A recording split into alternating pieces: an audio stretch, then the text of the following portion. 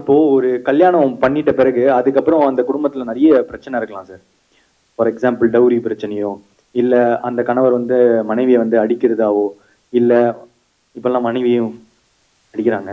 So அதனால இந்த மாதிரி எது ஒரு அபியூசிவ் ரிலேஷன்ஷிப்போ, ஸோ ஒரு கல்யாணம் ஆயிடுச்சுன்றதுக்காக ஒரு பொண்ணோ இல்ல ஒரு பையனோ அந்த வழியெல்லாம் தாங்கிட்டு இருக்கணும்ன்ற அவசியம் இல்லை. அந்த தாலியை விட அந்த பின்னாடி இருக்கிற அந்த பொண்ணோட மனசுக்கு தான் இன்னும் வேல்யூ அதிகம் அப்படின்னு சொல்லிடுவோம். கணவன் மனைவிக்குள்ளேயும் காதல் இருக்கும்ல, ஸோ ரெண்டுமே வச்சுக்கலாம். நிறைய நிறைய ரிலேஷன்ஷிப் இருக்கும் சார்.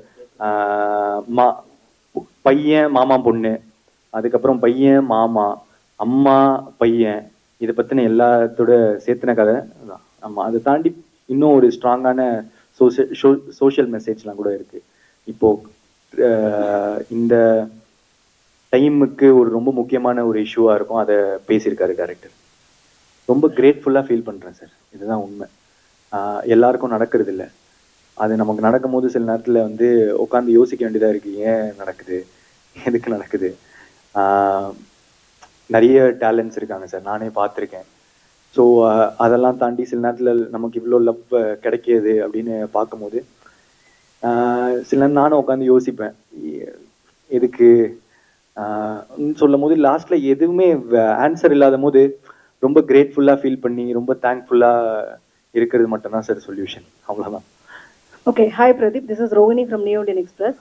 பொதுவாகவே வந்து பொங்கல் தீபாவளி அப்படின்னாலே பெரிய ஒரு ட்ரெண்ட் செட் வந்து கிரியேட் பண்ணியிருக்காங்க இண்டஸ்ட்ரியை பொறுத்த வரைக்கும். பெரிய படங்கள், ஒரு பெரிய ஹைப் எக்ஸ்பெக்டேஷன்ஸ் அப்படின்னு. பட் இந்த டைம் பொறுத்த வரைக்கும் 2025ல எல்லாமே ஜென்சி ஹீரோக்களுடைய கிளாஷாக வந்து இருக்கு.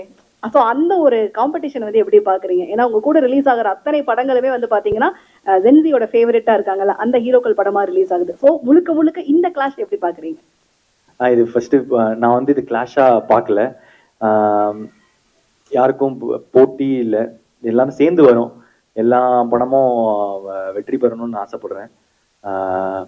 ஸோ கிளாஷ் நான் படம் பார்க்கும் போது கிளாஷ் அந்த மாதிரி எல்லாம் பார்த்துருக்கேன். ஆனால் இப்போ நான் படம் பண்ணும் போது வந்து எனக்கு அது ஒரு மாதிரி கிளாஷாவே தெரியல. இந்த படமும் ஓடணும், ஏன்னா ஒரு படத்துல ரொம்ப எஃபர்ட்ஸ் இருக்கு, எனக்கு அது புரியுது. ஸோ அதனால ஆனால் என்ன, இப்போ ஒரு எங்களுக்கு இப்போ தீபாவளிக்கு ஒரு ஸ்லாட் கிடைக்குது அப்படின்றது ஒரு ரொம்ப ஒரு நல்ல விஷயமா இருக்கு. மீன் எப்படி சொல்றதுன்னா, ரொம்ப நாள் நம்ம படம்லாம் நிறைய படம் நம்ம தீபாவளிக்கு பார்த்துருப்போம், அதுல நம்ம படம் இப்போ தீபாவளிக்கு வருது அப்படின்ற போது ரொம்ப சந்தோஷமா இருக்கு.